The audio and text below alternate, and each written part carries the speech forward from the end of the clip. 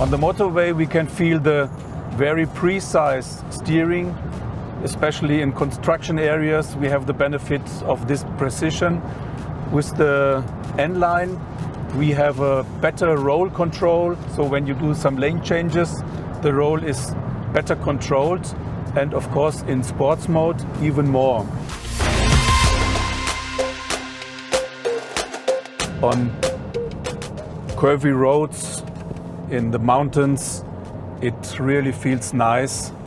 The night-weighted steering, the torque build-up, that in normal mode really good corresponds with the lateral acceleration.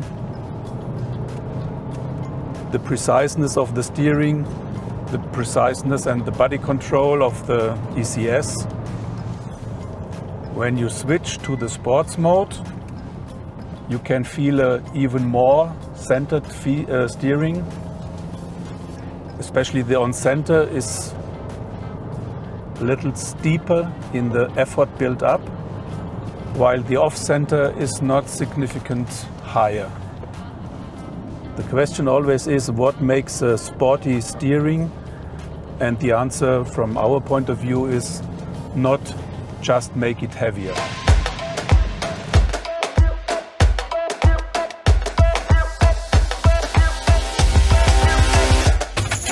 The section we will come now is also quite demanding for the suspension overall because it's a really bad road. But the car feels solid and well controlled, and you only have fun to drive.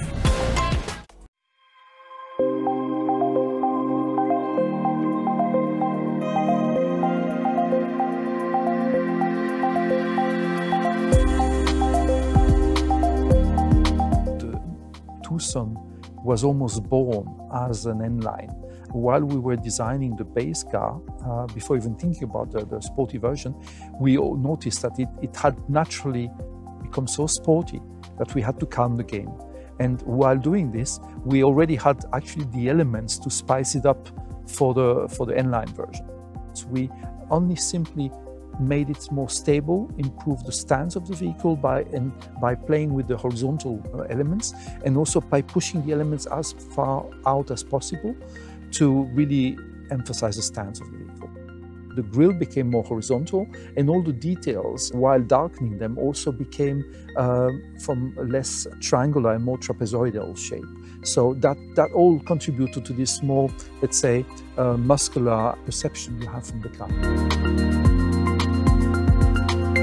The first thing you will notice while looking at the side is the integration of all the contrasted parts in body color. With this, we basically put the emphasis on less utility and more sports. We highlighted the lightweight character of the wheel by reducing the amount of diamond cut elements. So you will notice the contrasting elements are much thinner, emphasizing the dark aspect of the wheels to give a bit more of a dominant role to the technical elements of the car, like the brakes. That was important for us. We horizontalized all the elements on the lower part of the bumper, pushing them to the extremes of the side. On the interior, you will see mainly the trim, which has been the red stitching, the darkening of the elements as well, in order the sportier contoured seats. All the elements are basically giving you an atmosphere of what I would call a professional atmosphere. We don't want to be racy. We want to give a feeling of a professional tool, which is precise, which is sharp, which is the perfect companion for the job.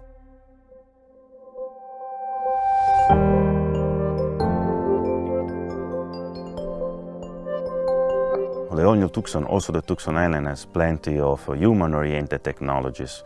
For example, the fully digital cockpit features a 10.25 open cluster without a hood and a large infotainment touchscreen for an intuitive and an high-tech user experience.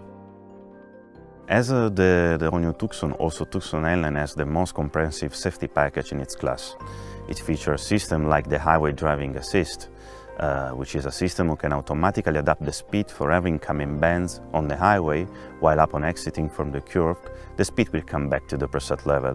Another example of feature unique to this segment is the blind spot view monitor, which shows in the supervision cluster the rear side of the car when the driver is activating the turning signal. Those are just two examples, but there are plenty of other safety features who can help the driver in preventing from collision or improving visibility. The Tucson L9 features indirect air vents with multi-air smoke technologies. This system creates indirect airflow while keeping the overall wind volume stable in the cabin. When it comes to powertrains, the Tucson L9 will be available with diesel and gasoline with 48 volts mild hybrid as option, hybrid and plug-in hybrid variant. I would say that next to the 265 PS plug-in hybrid and the 230 PS hybrid version, the 180 PS 1.6 Turbo GDI 48 volts mild hybrid is definitely an highlight too.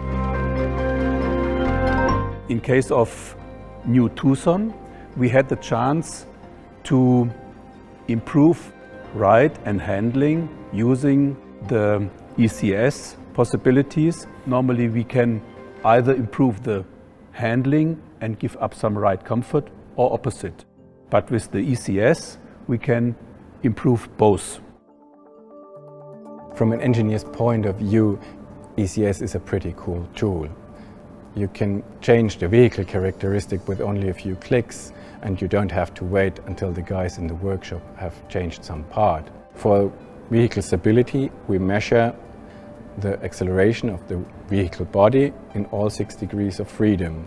For linear motion like heave, or for rotational motions like roll or pitch motion. And for the N-line, we used a different set of parameters reacting to these vehicle motions quicker and stronger. Tucson is a family car and you don't want your kids in the back to be shaken on every little obstacle. We had to find a good compromise, and we wanted to maintain the really good ride comfort of the baseline and keep it in our N-line and just spice it up a little bit. For tuning the ECS suspension perfectly, we'll be driving up and down the road again and again till we are really satisfied with the result. Compared to the base model, the N-line is more firm, has a better body control and roll control. The steering has a little bit higher weight. We increased the steering effort slightly to give a more sporty feeling, more connected feel. And in the sports mode, we focused on a still good ride comfort.